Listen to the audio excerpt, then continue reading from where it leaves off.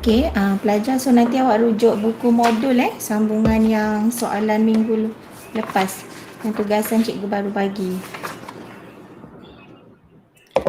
Okey, bismillahirrahmanirrahim. Assalamualaikum warahmatullahi wabarakatuh. Okay, selamat pagi semua. Okey, so untuk yang hari ni so boleh rujuk buku modul awak pada muka surat 162. Okey, so iaitu kita bincang latihan soalan ke-44. Okey. So kita tengok untuk soalan 44, ni cikgu ambil jawapan daripada Awin yang dah hantar. So kita tengok soalan yang pertama ni dulu. Okey, so yang pertama ni maksud bagi asid iaitu asid hidroklorik. Asid hidroklorik kuat. Okey, so kalau kat sini apa yang dimaksudkan dengan asid kuat, iaitu awak jawab asid kuat ataupun kat situ apa? Bahan Okey, asid kuat yang mengion lengkap.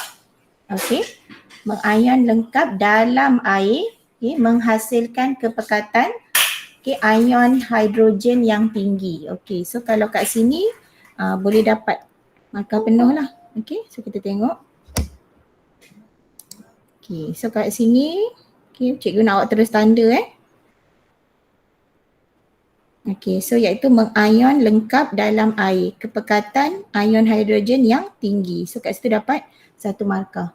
Okey, untuk soalan kedua, ramalkan kepekatan asid hidroklorik dengan nilai pH 4. Okey, dengan pH 4, okey awak tengok kat situ bila nilai pH 4 kita tahu ini adalah asid asid lemah. Okey, asid lemah. So kat situ awak tengok berapa yang kalau kat sini kita kaitkan bila asid lemah kepekatan dia adalah rendah. Okey. So maksudnya 0.001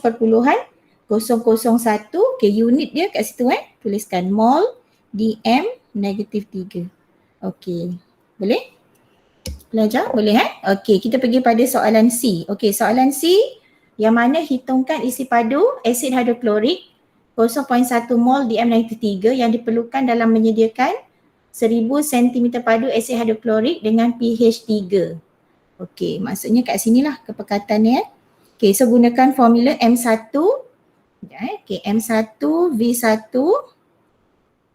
Okey, M2 V2. Okey, so kat sini awak masukkan nilai. Okey, 0.1. Okey, 0.1 darab dengan V. Okey, bersamaan 0.01 darab 1000. Okey, so dapat jawapan V1-nya adalah iaitu 10 cm padu. Okey, so dapatlah kat situ markah penuh 1 markah. Okey, 1 ke 2 markah? Sorry, 2 markah. Okey, so yang ni 1 markah jawapan, 1 markah. Okey pelajar, boleh? So cikgu harap yang ni semua awak dah jawab Okey, kita tengok soalan seterusnya. Soalan D.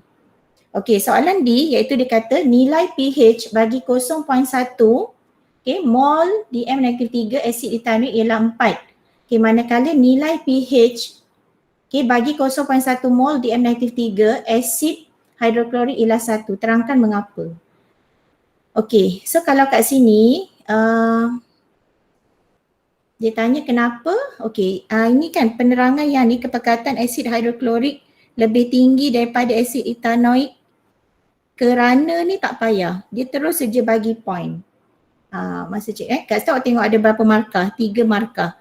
Kalau kat sini pun tengok point dia maybe yang ni kan awak jawab tadi ni. Awak tulis semakin rendah nilai pH, semakin tinggi kepekatan asid. Itu biasanya untuk kaitan akhir dia, tapi awak kena terangkan dulu. Terangkan dulu, yang pertama penerangan mesti terangkan iaitu asid hidroklorik. Okey, asid hidroklorik, cikgu buat simbol Okey, mengion lengkap dalam air. Mesti terangkan dulu. Okey, mengion lengkap dalam air. Okey, menghasilkan tambah dia sama macam yang tadi penerangan yang maksud. Okey, menghasilkan kepekatan ion hidrogen yang tinggi. Okey, manakala asid etanoik mengion separa dalam air. Okey ni asid etanoik mengion Okay, separa lengkap dalam air menghasilkan kepekatan ion hidrogen yang rendah. Okey, dapat tak? So kat sini cikgu nak awak tengok untuk soalan D ni, untuk dapat 3 markah, terangkan maksud asid kuat tu maksudnya. Maksudnya kat sini asid hidroklorik tu tadi adalah asid yang mana mengion lengkap dalam air, menghasilkan ni kena tulislah, menghasilkan ion hidrogen yang tinggi. Menghasilkan kepekatan ion hidrogen yang tinggi. Mesti ada kepekatan. Barulah kalau awak nak kaitkan kat sini, semakin tinggi kepekatan, kena tambah kepekatan ion hidrogen. Kepekatan ion hidrogen semakin rendah nilai pH. Ini boleh bagi jawapan yang poin ketiga. Okey pelajar, boleh respon tak? Dapat tak untuk jawapan soalan D ni? Boleh tak? Okey, so cikgu nak awak take note So kat situ terangkan dulu asid hidroklorik tadi yang mana mengion lengkap dalam air. Okey, menghasilkan kepekatan ion hidrogen, ion hidrogen yang tinggi. Lepas tu poin kedua, asid etanoik mengion separa lengkap. Separa lengkap dalam air menghasilkan kepekatan ion hidrogen yang rendah. Dia mesti ada perkataan kepekatan ion hidrogen. Sama juga kalau asid hidroklorik ni kepekatan ion hidrogen yang tinggi. Kalau asid etanoik kepekatan ion hidrogen yang rendah. Barulah awak terangkan yang akhir iaitu semakin tinggi kepekatan ion hidrogen, barulah awak kata semakin rendah nilai pH. Boleh? Boleh respon tak siapa? Adlan dapat tak? Akmal? Kalau dapat boleh chat dekat ni ataupun respon.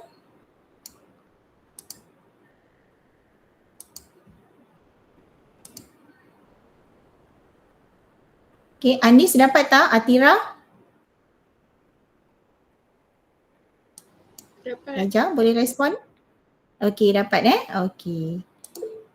Alhamdulillah. Dapat, cikgu. So nampak kat situ? Good. So nanti cikgu akan lepas ni cikgu akan PM lah ataupun cikgu akan listkan nama pelajar lah untuk setiap minggu untuk hantar jawapan pada cikgu. Kita akan buat semakan So untuk soalan seterusnya.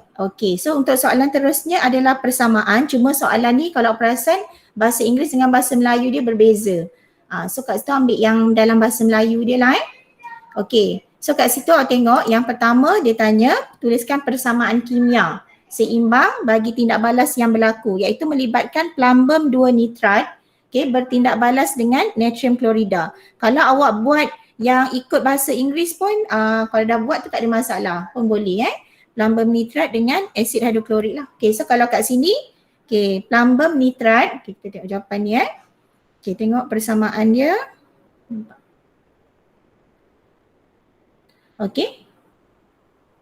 Plumbum nitrat formula Pb dalam kurungan NO32 bertindak balas dengan natrium klorida menghasilkan plumbum klorida PbCl2 tambah dengan natrium nitrat. So kalau kat sini dah seimbang persamaannya. Klorin awak letakkan 2 kat sini betul. Kemudian kat situ hidrogen dah seimbang belum? Hidrogen tak ada. So kat situ kita tengok nitrat, oksigen oksigen 6. So kat sini 3 kali dengan 2, 6. So kat sini 3 kali 2, 6. So dah seimbang. So oksigen berapa kat sini? 2. 3 kali 2, 6. So 3 kali 2, 6.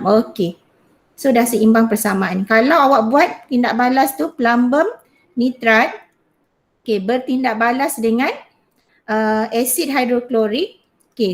So awak akan dapat jawapannya apa? Plumbum klorida tambah HNO3. Ni kalau yang dah terbuat formula yang plumbum klorida, plumbum nitrat tambah dengan asid hidroklorik So seimbangkan, letak 2 di depan ni dan 2 depan sini. Maksudnya hidrogen awak tengok dah seimbang kan? 2 hidrogen, klorin 2, nampak? Plumbum klorida PbCl2. So oksigen 3 kali 26, 3 kali 26. Okey, kalau yang mana tak dapat bagi tahu cikgu boleh tanya.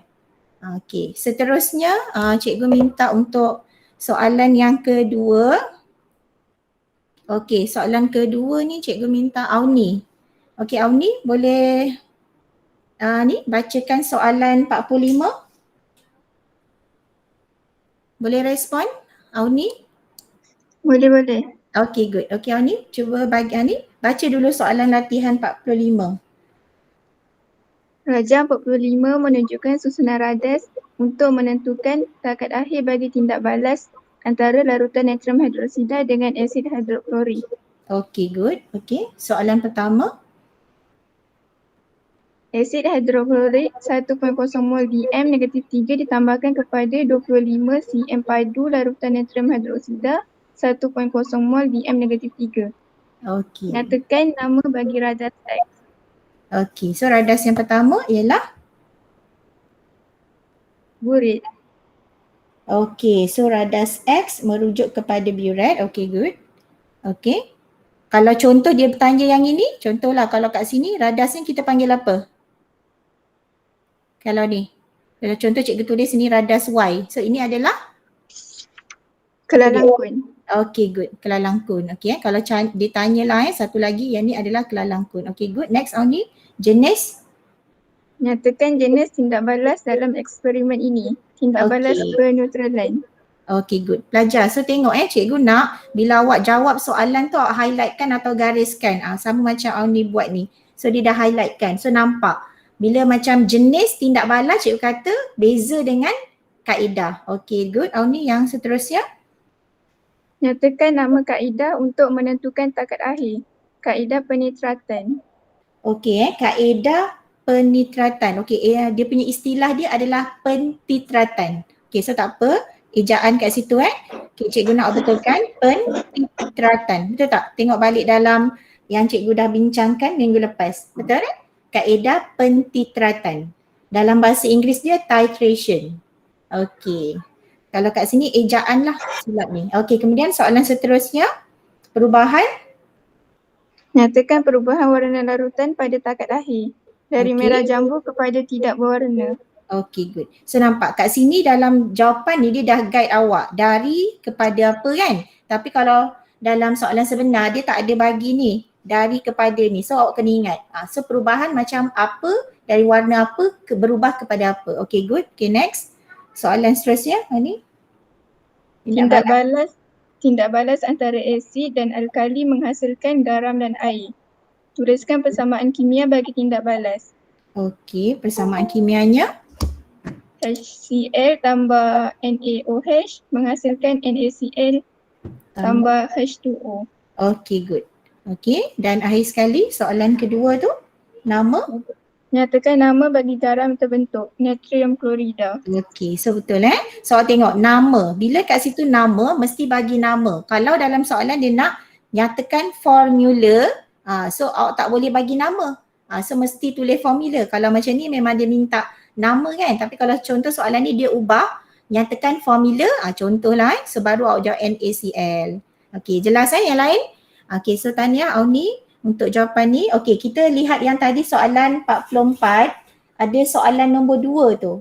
Kita belum bincang lagi Okay.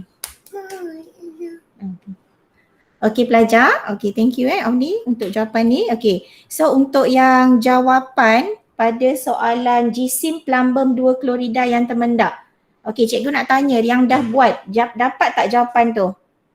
Boleh respon tak siapa yang dah jawab? Untuk latihan soalan 44. Okay, ada tak yang dah buat ataupun yang dah buat tapi tak dapat? Dapat ke tidak?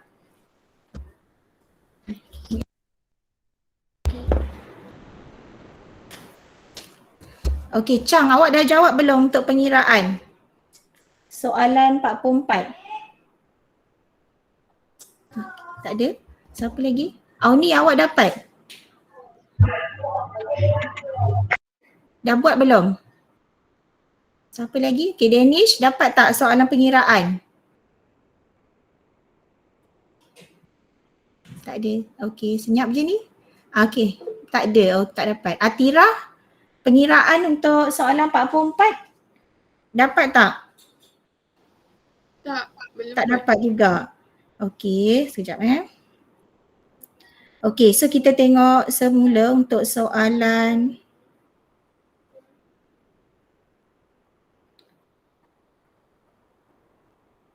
soalan 44.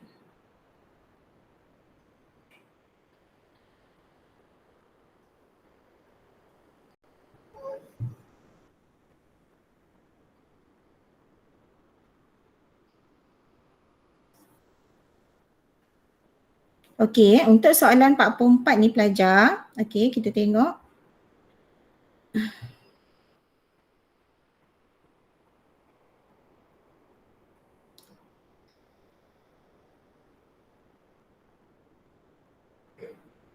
Mana soalan dia? Tadi muka surat 162 Tak, soalan dia. Okey, yang ni betul tak?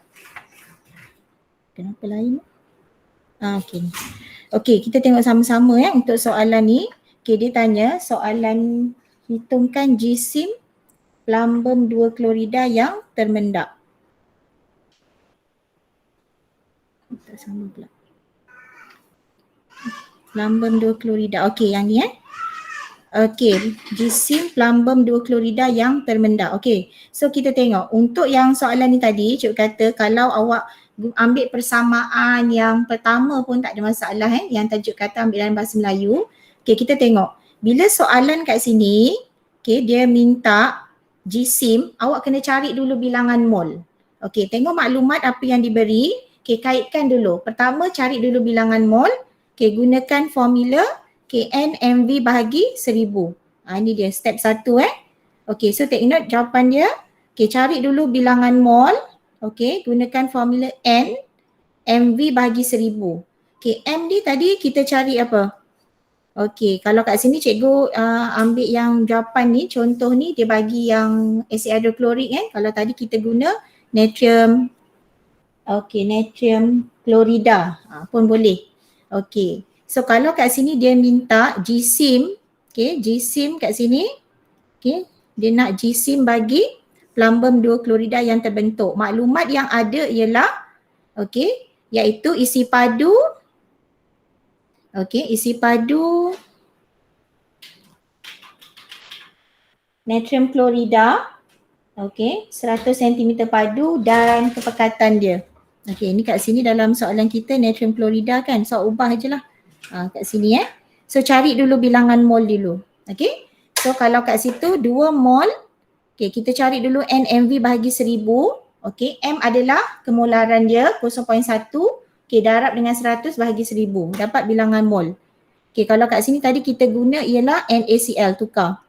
Lepas tu kaitkan daripada persamaan dengan pengiraan. Ikut macam step yang kita belajar sebelum ni. So daripada persamaan awak tulis 2 mol asid hidroklorik ataupun 2 mol natrium klorida menghasilkan 1 mol plumbum klorida. So daripada pengiraan iaitu kita dapat 0.02. Mol, so 0.02 darab 1 bahagi 2. Kalau ingat balik ni sama macam kita dah belajar tajuk pengiraan dalam persamaan kimia tu Cuma bezanya bilangan mol formula yang kita guna NMV bahagi 1000. Lepas tu dah cari bilangan mol barulah awak cari jisim. Pelajar. Nak cari jisim plumbum klorida bilangan mol darab dengan jisim molar. So that's why kat sini kita dapat 1.39 gram. Dapat tak? So cikgu nak awak take note boleh? Buat. Tu 207. Yang itu kena kira sendiri. Tapi kita biasanya diberi dalam exam tu nilai jisim atom relatif dia bagi. Dia tu dia bagi. Kalau kat sini sebab tak ada dia bagi. Tak bagi. Patutnya memang ada. Maksudnya untuk JAR kat sini dia merujuk kepada iaitu plumbum 207 tambah klorin. Klorin ni sebenarnya 35.5 darab 2. So that's why dapat 71. Ni 35.5 ni adalah nilai JAR, jisim atom relatif bagi klorin. That's why formula dia PbCl2, so darab dengan 2. Itu dapat 71, okay? So dapat 1.39. Tapi jangan risau, untuk exam nanti dia akan bagi. Okay, dapat pelajar? Okay, so untuk soalan 44-45 kita dah bincang. Okay, so untuk hari ni cikgu akan sambung bagi tajuk garam, hablo dan kegunaan dalam kehidupan seharian. Okay, so yang ini lebih kepada melibatkan persamaan. Okay, so kita tengok bagi tajuk garam, hablo, kegunaan dalam kehidupan seharian. Okay, yang pertama kena tahu maksud bagi garam. Okay, so kat situ maksud bagi garam merujuk kepada iaitu sebatian ion yang terbentuk apabila ion hidrogen daripada asid digantikan dengan ion logam atau ion amonium. So ini daripada persamaan am yang kita dah belajar, iaitu dalam tindak balas peneutralan yang mana asid tambah dengan alkali menghasilkan garam dan air. Okey, ingat balik, asid tambah alkali hasilkan garam dan air, yang mana contoh kat sini melibatkan persamaan kimianya asid iaitu yang digunakan asid hidroklorik, alkali, natrium hidroksida, dapat garam, natrium klorida dan air. Kalau cikgu ubah kat situ tindak balas ni, asid hidroklorik tambah dengan kalium hidroksida, so kita dapat garam, kalium klorida tambah air. Okey, L ni menunjukkan logam ataupun dia tukar pada amonium. Dan contoh garam, kalau kita gunakan asid hidroklorik, kita dapat nama garamnya garam klorida. Kalau kita guna asid adalah asid sulfurik, jenis garamnya ialah garam sulfat. Bila garam sulfat, belakangnya mesti simbol SO4. Okey, kalau untuk asid nitrik, kita guna asid nitrik dapat garam nitrat yang mana belakangnya NO3 lah, nitrat. Okey, so yang ciri fizikal ni awak dah buat nota dia dalam buku teks pun ada, iaitu bentuk geometri. Contoh cube rhombus, hablo bahan yang bentuk yang sama, saiz ni berbeza, permukaan rata, sisi lurus, bucu yang tajam dan mempunyai sudut yang tetap. Ini ciri hablo bagi garam yang perlu awak tahu. Okey, yang tu dah buat notanya. Okey, kita tengok sekarang untuk nama garam yang terbentuk. Okey, cek balik jawapan awak. Ni cikgu dah suruh awak buat. Okey, so cek jawapan masing-masing. Okey, asid hidroklorik yang pertama tambah dengan natrium hidroksida. Okay, nama garam kita dapat natrium klorida. So kalau untuk persamaan kimia, kalau kat sini asid tambah dengan alkali mesti dapat hasilkan garam dan air. Cuma kat sini dia minta nama garam sahaja. Tapi kalau dia nak persamaan kimia, mesti jangan tertinggal air H2O. Asid nitrik tambah dengan kalium hidroksida. Maksudnya kita dapat garam kalium nitrat. Okey, hasil sampingan yang kedua mesti ada air. Asid sulfurik tambah amonium hidroksida, dapat nama garam dia adalah amonium sulfat. Okey, dan kalau cikgu nak awak ingat, kalau formula amonium sulfat NH4 in bracket 2 SO4. Ingat tu formula dia. NH4 dalam kurungan 2 SO4. Kalau untuk natrium klorida, formula dia NaCl. Okey, untuk kalium nitrat KNO3. Okey, untuk natrium ethanoate Na. Okay, Na. Okay, COO. Ni CH3 COOH tambah dengan natrium hidroksida, kita dapat natrium ethanoate. CH3 COO Na. Sekejap cikgu ubah balik. Dia kalau untuk asid lemah ni, garam dia, logam ni kita letakkan dekat belakang. Okey, nampak cara penulisan dia. CH3 COO Na tambah H2O. Kita panggil nama garam ni ialah natrium ethanoate. Okey pelajar, dapat Sebab ion ethanoate, awak ingat ion ethanoate, ion dia CH3 COO negatif. Okey, so kalau dia gabung dengan natrium Na positif, so that's why kita dapat CH3 COO Na. Okey, boleh dapat Okey, ada soalan? Tak ada Kalau tak ada, cikgu terus proceed untuk latihan 47. Okey, latihan 47 ni sebenarnya awak buat sama macam kita buat soalan formula kimia Okay, kita remind balik. Kat sini melibatkan yang pertama bila logam yang kita guna daripada ion natrium, okay, tengok nama garam-garam dia. Kalau tadi cikgu kata kita tindak balaskan dengan asid hidroklorik, nanti kita akan dapat garam klorida. So kalau nama garamnya adalah natrium klorida. Kat sini awak gabung saja, maksudnya logam dengan anion dia. Okay, kalau garam sulfat maksudnya kita dapat natrium sulfat. Karbonat dapat natrium karbonat. Okay, so boleh cek jawapan masing-masing. Betul Formula kena betul, Na2CO3. Okay, cikgu harap yang ni awak dah buat Raja, buat tak ni? Okey, untuk yang seterusnya. Okey, cikgu minta apa? Yang Buat. okey. Buat Okey. Syasha boleh respon tak? Untuk formula zinc Zinc nitrat tadi. Kalau zinc nitrat maksudnya kita nak gabung dengan asid kalau nak dapatkan garam nitrat? Boleh Syasha? Tak ada. Siapa yang boleh respon? Farhana? Okey, tak ada. Afiatul Balkis boleh respon. Kalau nak dapat garam zinc nitrat, okey, maksudnya kita gunakan tindak balas dengan asid apa? Soalan cikgu, asid apa yang kita gunakan? Okey, Anis boleh respon? Asid nitrik. Okay, good. Asid nitrik. Okay, betul Okay. So kalau kat sini awak tengok nak dapat yang zinc nitrat mesti guna daripada asid nitrik. Kalau nak dapat garam klorida kita guna asid hidroklorik. Okay, so tak apa. Yang ni cikgu nak kalau awak tengok untuk yang tindak balas kita nak dapatkan zinc sulfat kita gunakan asid sulfurik. Dan biasanya kalau untuk garam karbonat kita guna asid karbonik. Okay.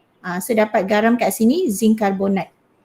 Okey, so tak apa. Yang ni awak buat dulu masa cikgu check balik jawapan nama-nama garam dia.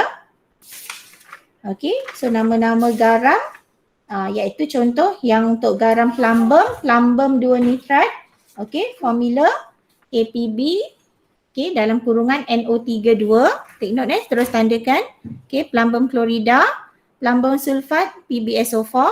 Plumbum karbonat. Ingat bila dalam penamaan plumbum 2 dia mesti buka kurungan ni sebab awak tahu plumbum ni dalam kumpulan unsur peralihan. Maksudnya ada nombor pengayonan yang berbeza. That's why kat situ plumbum awak kena buat plumbum 2 klorida sama dengan kuprum. Kalau awak jawab kuprum klorida sahaja salah.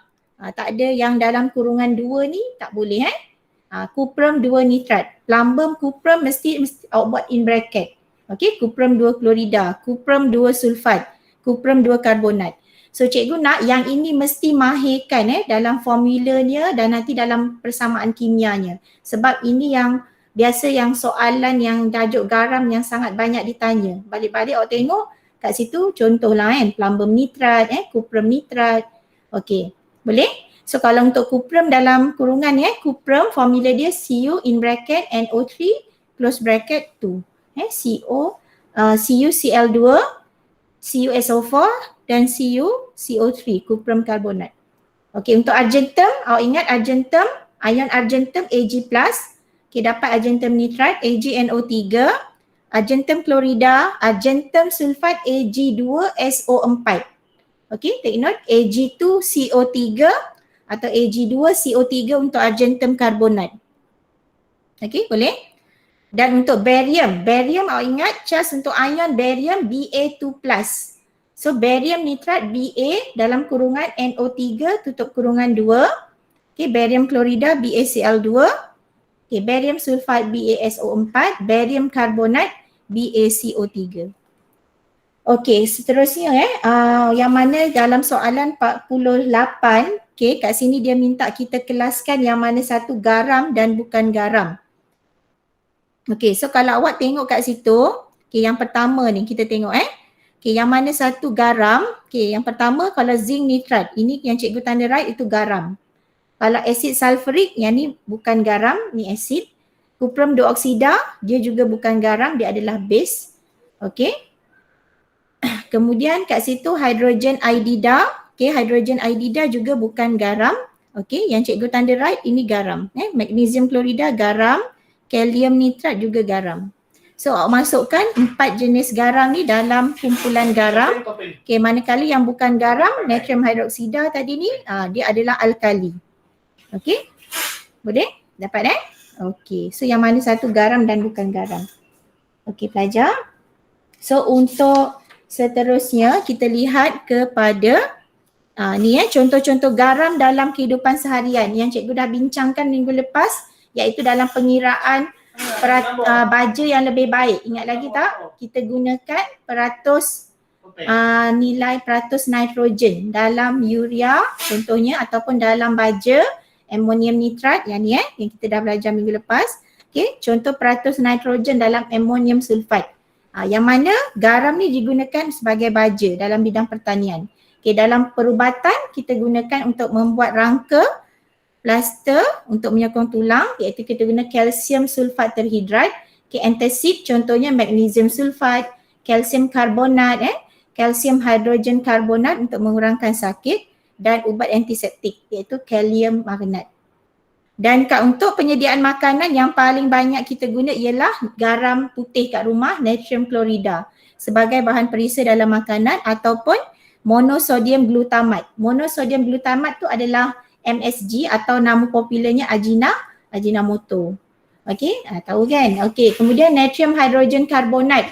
Ini yang kita guna untuk dalam serbuk penaik. Okey, ataupun dalam minuman sejuk.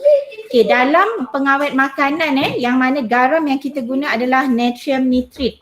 Untuk pengawet makanan, baik contohnya makanan daging, argentum bromida yang mana digunakan dalam bidang fotografi. Okey, dan seterusnya kalsium karbonat, natrium karbonat. Okey, dan nama belakang ni kalsium karbonat. Okey, natrium karbonat digunakan untuk pembuatan simen dan kaca. Okey, so yang ni cikgu nak awak ingatlah beberapa contoh nama garam dan kegunaannya. Yang biasa dia boleh tanya dalam soalan objektif ataupun dalam soalan struktur tu dia tanya contoh garam atau kegunaan. Okey? Okey, kita pergi kepada penyediaan garam. Okey, so sebelum tu setakat ni boleh tak untuk yang pertama tadi yang cikgu terangkan jenis garam tu Okey. Boleh respon? Ada soalan tak setakat ni? Kalau ada soalan boleh tanya. Tak ada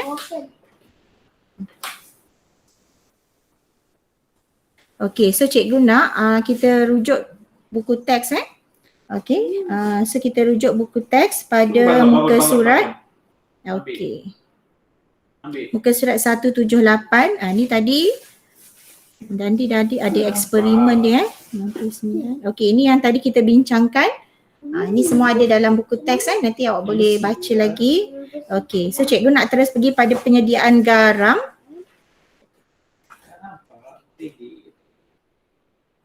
Ya pelajar, kita pergi pada penyediaan garam. Okey, so dalam penyediaan garam nanti untuk tajuk ni pertama kita lihat iaitu dalam tajuk ni mengeksperimen menguji ketelarutan garam. Kita nak tahu garam tadi larut atau tidak dalam air. Maksudnya kita akan tengok jenis garam larut atau garam tak larut. Okay, that's why kat situ dia kata garam terlarutkan dan satu lagi garam tak terlarut. Okay, kemudian kita akan tengok dalam tajuk ni penyediaan garam terlarut. Okay, ni maksudnya cikgu akan buat minggu depan pun masih tajuk yang sama sebab dia banyak eksperimen. Okay, menghuraikan penyediaan garam tak terlarut dan seterusnya mengeksperimen untuk membina persamaan ion dan persamaan ion melalui kaedah perubahan berterusan. Okey. So kita tengok dulu yang pertama, cikgu nak bincangkan iaitu jenis garam larut dan garam tak larut dulu. Okey, boleh? So kita tengok untuk garam terlarutkan. Apa maksud garam terlarutkan? Iaitu garam yang larut dalam air. Okey, pada suhu bilik. Tetapi untuk garam tak terlarut adalah garam yang tidak larut pada suhu bilik. Okey, so yang pertama, kita tengok dulu jenis garam. Okey, garam iaitu garam yang banyak kita akan guna nanti adalah garam nitrat, garam sulfat, Okay, garam klorida, garam karbonat, okay, garam amonium, natrium, kalium. Okay, so yang pertama. Ya, So cikgu nak awak tengok dulu ni, garam amonium, natrium, kalium dulu. Okay, yang ni cikgu nak awak panggil sejenis kumpulan garam anak. Okay, apa maksud garam anak kat sini? A merujuk kepada ammonium. Kat sini pun dah ada point dia. Kalau tengok A merujuk kepada ammonium, Na ni merujuk kepada garam natrium dan K merujuk kepada garam kalium. Okay, maksudnya apabila awak jumpa je garam yang depannya ada simbol NH4, ada simbol Na dengan K, garam ini semua larut. Ingat tu garam yang cikgu kata garam anak, awak ingat semua larut dalam air. Okay, semua larut dalam air. Boleh dapat? Yang pertama, kalau cikgu tanya garam larut, awak ingat yang pertama semua garam anak larut dalam air. Okay, kemudian kita pergi pada garam nitrat. Okay, baru cikgu masuk pada garam nitrat. Okay, untuk garam nitrat, awak ingat semua garam nitrat larut dalam air. Tak ada satu garam nitrat pun yang tak larut dalam air. Okay, contoh kalau cikgu nak awak tuliskan kuprum nitrat. Okay, kuprum nitrat. So yang tu larut. Apa-apa sahaja yang belakang dia NO3, maksudnya garam tadi nitrat semua larut dalam air. Itu kena hafal. Ini semua ni kena hafal. Ni cikgu dah bagi point dia. Awak ingat. Semua garam anak larut dalam air. Yang kedua, semua garam nitrat larut dalam air. Okey, kemudian untuk seterusnya, garam sulfat. Okey, semua garam sulfat larut dalam air kecuali, awak ingat PBC. PBC ni merujuk kepada plumbum sulfat, B tu merujuk kepada barium sulfat, C tu merujuk pada calcium sulfat. Ataupun kalau awak nak senang ingat baca. P baca pun boleh. Baca tu merujuk pada ba is barium, ca tu merujuk pada calcium. Okey, ataupun kata kuncinya awak ingat tadi PBC. Okey, boleh dapat tak? Maksudnya kalaulah garam tu awak jumpa garam sulfat, contohlah kalau tengok je garam tadi barium sulfat, confirm dia tak larut. Dia tak larut dalam air. Tapi kalau awak jumpa natrium sulfat, Na2SO4, ini memang confirm lah larut dalam air. Sebab dia masuk dalam garam anak, semua garam anak larut dalam air kan cikgu kata tadi. Okey, kemudian semua garam sulfat tadi larut dalam air kecuali 3 ni je. Maksudnya yang 3 ni yang awak kena hafal. Okey, dapat Kalau cikgu kata kuprum sulfat. Okey, kuprum sulfat. Okey, boleh respon tak Intan Balkis? Kuprum sulfat larut ke tak? Cikgu nak tanya ni, kuprum sulfat. Okey, kuprum sulfat. Intan Balkis boleh respon? Tak ada. Okey, cikgu. Okey Intan, kalau kuprum sulfat garam tadi larut ke tak? Tak. Kuprum sulfat. Cikgu tanya kuprum sulfat. Larut. Kuprum sulfat larut. Tapi kalau kalsium sulfat? Tak. Ya, tak larut. Okay, good. Thank you. Okay, pelajar. So awak tengok betul-betul sangat penting. Kalau dalam tajuk garam yang tadi cikgu kata ni, untuk sulfat awak ingat yang tak larut 3 je. Yang tadi awak ingat PBC atau perbaca. Maksudnya barium dengan kalsium. Okey, kemudian seterusnya kita tengok garam klorida. Semua garam klorida larut dalam air. Semua larut dalam air kecuali, senang ingat yang ni cikgu suka guna PAH, PAH. P ni merujuk kepada plumbum klorida, Ka merujuk kepada argentum klorida, H merujuk kepada mercury klorida. Okey, dapat? Yang ni awak kena ingat ni. Semua garam klorida larut dalam air kecuali PAH. Okey, so kalau cikgu nak kuprum klorida. So kalau kuprum klorida, CuCl2, maksudnya garam ni larut ke tidak? Okey, Atirah respon. Kuprum klorida, kuprum 2 klorida. Larut ke tidak? Larut. Okey, larut. Nampak? So maksudnya yang tak larut cuma 3 je tadi awak ingat.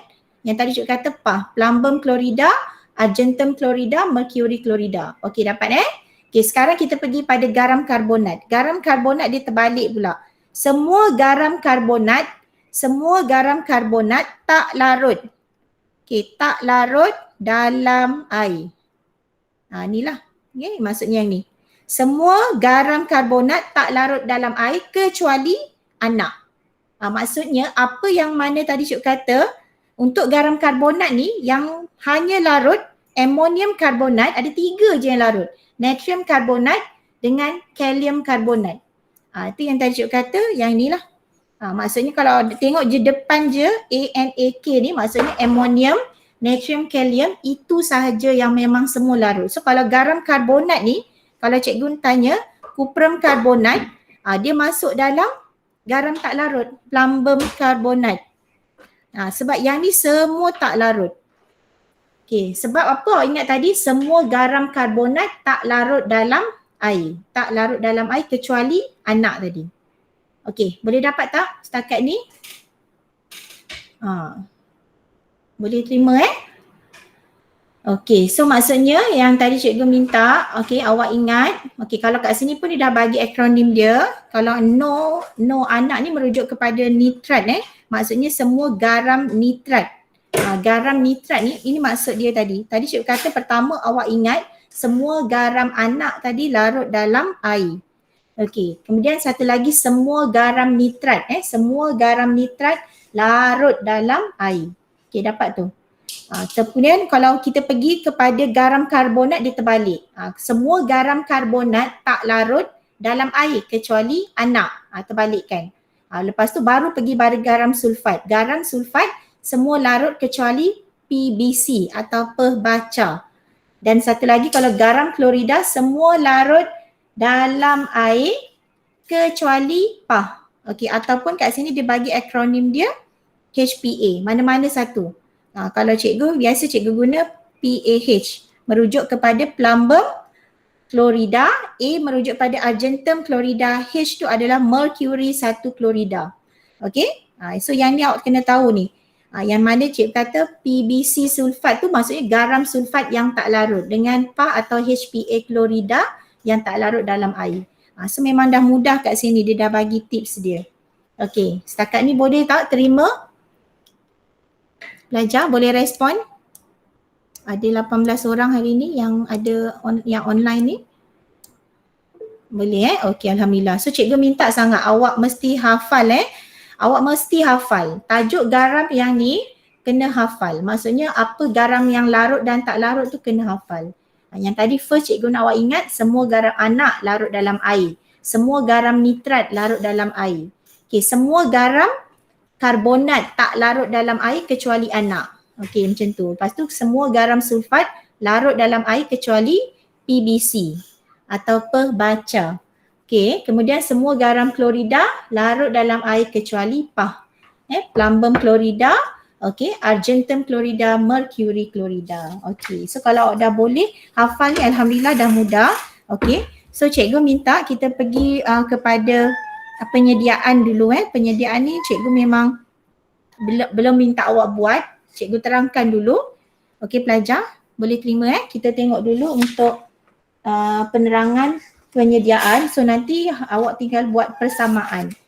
Okey, kita tengok dulu. Untuk garam ni dia penyediaan cikgu pergi dulu kepada garam terlarut Garam terlarut, untuk garam terlarut ni ada 2 jenis penyediaan. Satu kita tengok garam kategori anak.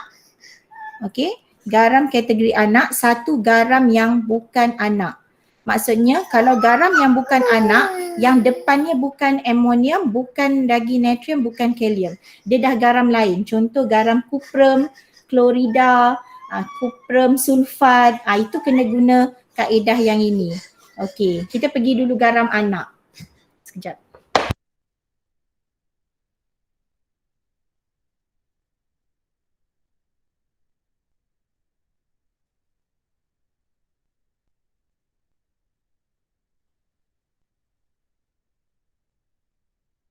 Okey pelajar, kita pergi kepada untuk yang pertama. Untuk garam anak, dia mesti melalui pertama tindak balas peneutralan.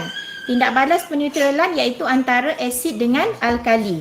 Okey, so kalau tadi cikgu kata kita nak sediakan garam apa? Natrium klorida. So, mesti gunakan tindak balas asid dan alkali. Tak ada cara lain. Maksudnya asid apa? Awak tengok. Kalau yang kita nak hasilkan garam tu ialah garam natrium klorida, mesti daripada asid hidroklorik.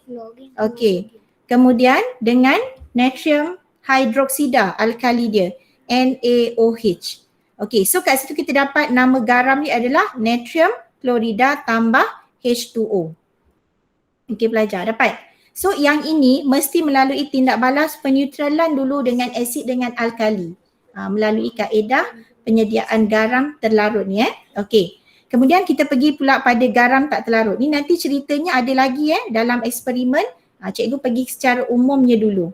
Okey, awak ingat apa-apa garam yang anak mesti melalui tindak balas peneutralan. Mesti. Bila peneutralan kita ingat balik yang kita dah belajar tadi. Tindak balas peneutralan. Okey, Mizan, kenapa masuk lambat lewatnya? Okey, seterusnya kita pergi kepada tindak balas garam bukan anak. Okey, tindak balas garam bukan anak. Okey, dia merujuk kepada tindak balas antara asid dengan logam reaktif. Okey, asid dengan logam reaktif. Contoh nanti kita guna logam reaktif iaitu magnesium. Nanti cikgu tunjukkan daripada persamaannya. Kemudian asid dengan oksida logam. Satu lagi dengan asid dengan karbonat logam. Okey, kemudian kalau kita tengok ni untuk garam tak terlarut, dia senang je. Yang ni garam tak terlarut nanti dia gunakan tindak balas kita panggil pemendakan. Kita tambahkan kacau. Ataupun kat situ kita namakan tindak balas ni adalah tindak balas penguraian ganda 2. Okey, cikgu akan pergi kepada garam yang bukan anak. Okey, melalui kaedah penyediaannya cikgu minta awak rujuk muka surat 168. Okey, kita tengok buku modul. Sekejap ya. Okey, muka surat 168. Okey pelajar. So cikgu nak yang ni memang sangat banyak melibatkan persamaan. Okey, kita pergi pada garam tadi ni Ini tadi cikgu kata garam anak. Kalau yang garam anak mesti melalui tindak balas peneutralan. Okey. Ingat tu, mesti melalui tindak balas peneutralan. Okey. Dia mesti ada tindak balas peneutralan tadi melalui kaedah pentitratan. Ni nama kaedah ni tadi, pentitratan. Okey. Sekarang ni cikgu nak pergi pada semua garam larut tapi yang mana bukan garam anak. Okey, kita tengok. Yang pertama melibatkan tindak balas antara yang ni asid dengan logam. Okey, asid dengan logam. Okey, yang mana kita dapat garam dan hidrogen. Yang mana logam yang kita guna kat sini adalah logam magnesium. Okey, contoh logam reaktifnya magnesium. Okey, logamnya magnesium bertindak balas dengan asid nitrik. Hasilkan nama garam dia adalah magnesium nitrat tambah air. Okey, boleh dapat. Cikgu ambil magnesium yang pertama tindak balas asid dengan logam. Kemudian yang kedua tadi kita tengok tindak balas penyediaan garam larut yang kedua mestilah melibatkan asid tambah logam oksida. Okey, macam mana contoh dia? Okey, kita guna lagi garam yang sama iaitu kita nak hasilkan magnesium nitrat. Okey pelajar. So kat sini awak ubah. Asid memang sama, asid nitrik. Tapi kalau kat sini kita guna oksida logam, dia dah kena guna MgO. Okey, macam tu. Magnesium, MgO, magnesium oksida tambah asid nitrik kita dapat magnesium nitrat tambah dah hasil yang kedua dia mestilah ada H2O. Macam tu. So seimbangkan lah. Kalau kat sini tak seimbang lagi letak 2. Okey, kemudian hidrogen. Okey. 3 kali 2. Okey. 2, 3 kali 2, 6. 6 tambah 1, 7. 3 kali 2, 6 tambah 1, 7. Okey, dah seimbang kan? Okey. Kemudian kalau cikgu pergi kaedah yang ketiga tadi iaitu bila asid bertindak balas dengan logam karbonat. Okey, so kalau kita nak hasilkan mesti lagi garam yang sama, magnesium nitrat. Okey, awak tapi kena guna logam karbonat. Logam karbonat ni contoh kita guna magnesium karbonat, MgCO3. Okey, nampak tak persamaannya? Tak nampak Sekejap Okey, magnesium karbonat. Okey, tambah dengan ni cikgu tukar kat sini. Magnesium karbonat CO3. Kenapa ni? Hang pula.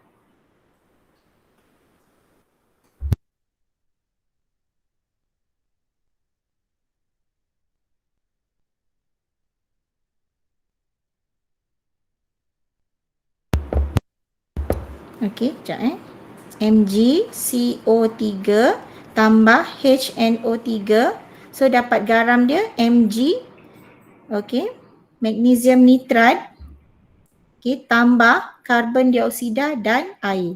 Okey, nampak? So bila kita guna garam kat sini, penyediaan nak sediakan garam yang larut tadi ni, tapi guna kaedah yang ketiga iaitu logam karbonat tambah asid. Hasil ni nanti kita dapat garam, air dan karbon dioksida. Okey, so ada 3 hasil. Kalau tadi kita guna asid dengan logam oksida, kita dapat hasilnya garam dan air. Dia ada 3 kaedah. 3-3 ni mesti tahu. Okey, cuma persamaan ni kena seimbangkan. Okey, kat sini kita tengok oksigen 3 kali 2, 6. 7, 8, 9. 3, okey 3. Okey, tak seimbang lagi kan. Okey, kita letak sini 2. 3 kali 2, 6. 7, 8, 9. So dah seimbang. Okey pelajar, nampak tak setakat ni? Boleh bezakan tak? Okey, boleh bezakan untuk penyediaan garam yang tadi cikgu kata sama ada garam tadi garam larut tapi selain daripada anak. Kalau yang selain daripada anak mesti ada 3 yang awak ingat. Asid tambah logam, okey cikgu ulang sekali lagi. Asid tambah logam oksida, kemudian asid tambah logam karbonat. Okey? Asid tambah logam karbonat. Okey, kalau kita tengok contoh soalan latihan latihan 51. Okey, latihan 51, cikgu bincang 1-2 soalan, nanti awak kena buat. Okey kena buat, kena siapkan. Nanti minggu depan tu kita sambung yang mana eksperimen sebab eksperimen memang banyak dalam tajuk ni. Okey, so kita tengok yang pertama, asid bertindak balas dengan alkali. Yang ni maksudnya melalui tindak balas peneutralan, yang mana ini semua tindak balas penyediaan garam anak. Okey, ingat tu. Kalau yang garam anak tadi cikgu kata semua garam larut. Yang mana natrium, kalium dengan amonium. A tu merujuk kepada amonium. So kalau awak tengok je nama garam macam ni, NH4Cl, awak dah tahu. Itu garam larut. Depannya kan. Depan ni K je garam larut. Depannya Na je garam larut. Okey, kat sini dia dah bagi untuk nak selesaikan, nak hasilkan garam kalium nitrat. Okey, awak tahu mesti tindak balas asid dengan alkali. So asidnya mestilah asid nitrik bertindak balas dengan alkali kalium hidroksida. Okay, dapat garam dan air. Cuma kena seimbangkan tengok betul-betul. Kemudian yang kedua nak hasilkan garam natrium sulfat. Okay, natrium sulfat mesti kita guna asid ni adalah asid sulfurik. Okay, tambah natrium hidroksida. So bila alkali je belakangnya OH ni NaOH. So kita dapat natrium sulfat dan air. Okey, kemudian C, amonium hidroksida tambah dengan asid hidroklorik. Okey, kita dapat garam dia amonium klorida dan H2O. Okey, dan seterusnya untuk dapat garam kalium klorida, maksudnya awak tengok, mesti kita guna alkali dia adalah kalium hidroksida, asidnya adalah asid hidroklorik. Okey, boleh? Ini awak tengok betul-betul Ini untuk kalau dalam buku kita ni latihan 51. Okey, sama soalan ni sama ke tidak? Cek balik. Okey, untuk latihan seterusnya yang mana tindak balas asid dengan logam.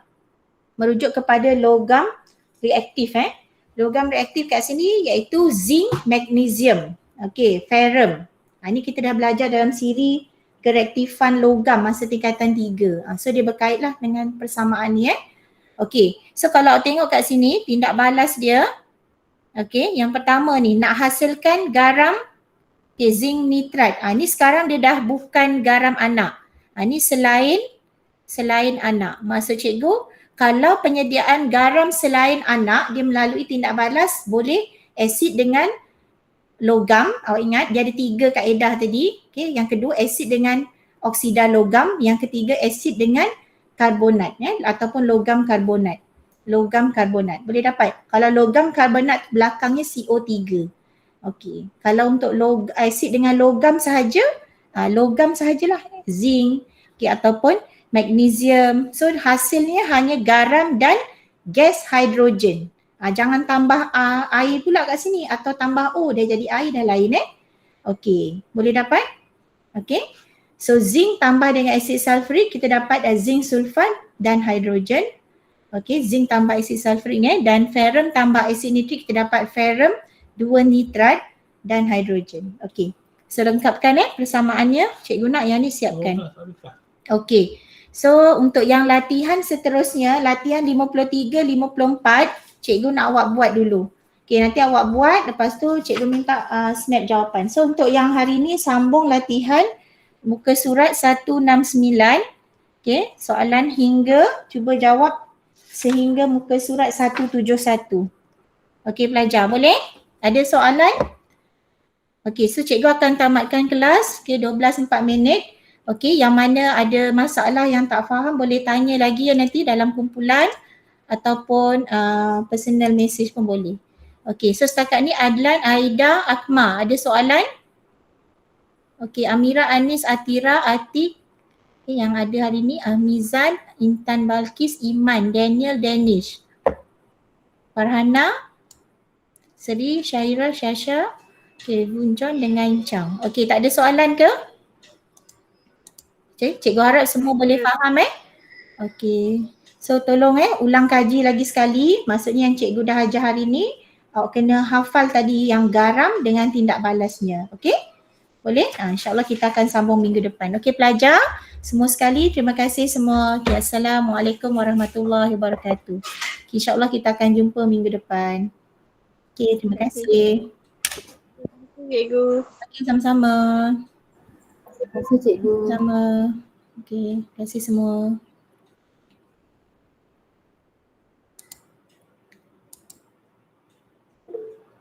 Okey, sama.